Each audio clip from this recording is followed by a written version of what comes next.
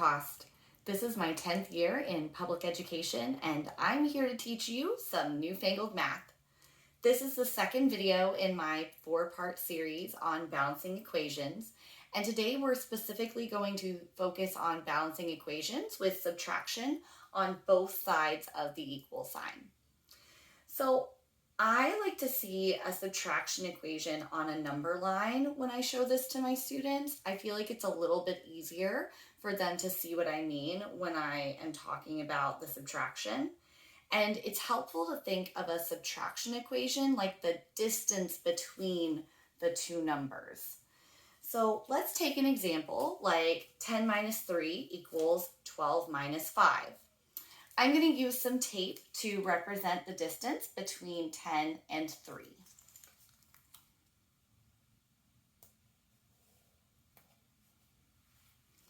So I'm going to look at my biggest numbers first. And in order to go from 10 to 12, I need to add 2. But watch what happens when I use my tape and keep it the same distance, and I need to add 2 to the biggest number.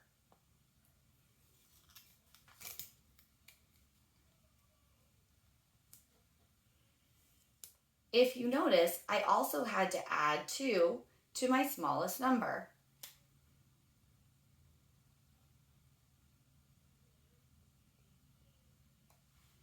So in a subtraction equation, whatever you do to one number, you must also do to the other number in order for the equation to be true. Let's look at another example. For this one, I'm going to not use the number line. I'm just going to use the strategy that whatever I do to one number, I also have to do to the other number in order for the equation to be true. I'm going to use some colors to color code so that I know which numbers I'm supposed to be comparing on either side of the equal sign. So I'm going to start with 36, and 36 is closer to 38 than it is to 27, so I'm going to look at 36 and 38. In order to go from 36 to 38, I need to add 2. Then I'm going to look at 29, and again, 29 is closest to 27, but to go from 29 to 27, I need to take away 2. So this equation is actually false because I used the opposite or the inverse operation. Remember, in a subtraction problem, whatever you do to one number, you also have to do the exact same thing to the other number. I try to help my students remember this by telling them subtraction means same. So this equation would be false. I can also use this strategy to find the unknown number to find out how to make the two equations true. In the younger grades, you will see a question mark instead of a letter like X. In the older grades, they start to incorporate a little more of that algebraic thinking with X or A or another letter. So again, I'm going to color code because it's easier for me to see which ones I'm going to be comparing. So I know that I have to start on the side that has both numbers, even if that's on the other side. So in this case, it's on the left, which is where it usually is. So I'm going to look and say 42 is the biggest number over here, and 39 is the biggest number over here. And I'm going to say 42 minus 3 equals 39. Then I'm going to look at 37, and I need to subtract 3 from 37 in order to get the same answer as 42 minus 37.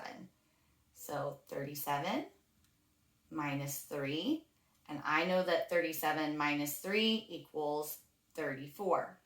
So X must equal 34.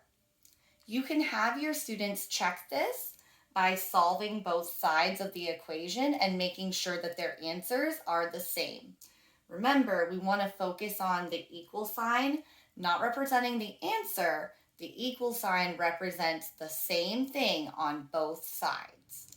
Let's look at one more example where our unknown is on the left this time instead of the right.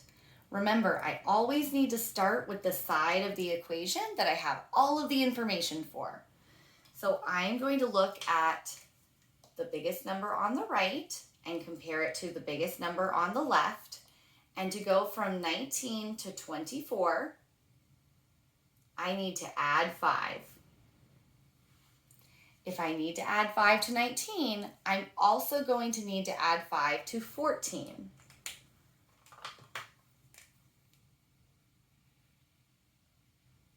So 14 plus 5 equals 19.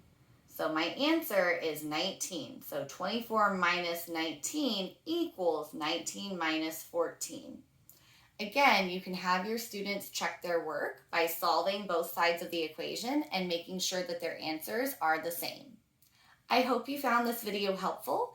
If you like my videos and you want to see more, please like and subscribe and hit that notification bell. Thanks so much for watching.